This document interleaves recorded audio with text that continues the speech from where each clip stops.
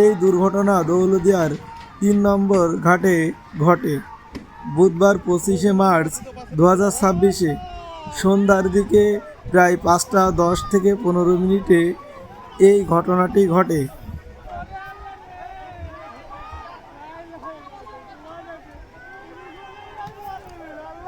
সহদ্র পরিবহন নামের একটি যাত্রীবাহী বাস ফিরতে ওঠার সময় নিয়ন্ত্রণ হারিয়ে পদ্মা নদীতে পড়ে যায়।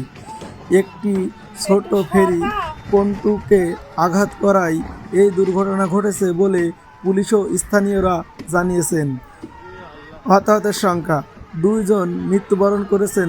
মারা যাওয়া দুজনের নাম রেহানা বেগম এবং মর্জিনা বেগম।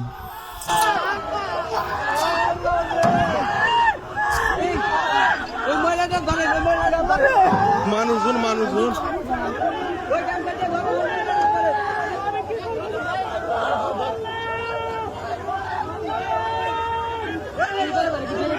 ডাইরেক্ট মেরে দিচ্ছে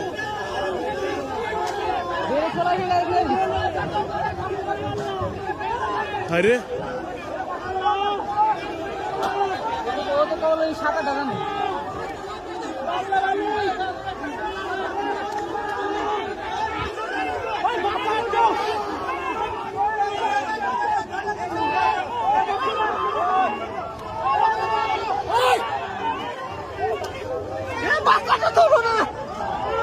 বহু মানুষ আছে তো বাসের ভিতর ওরা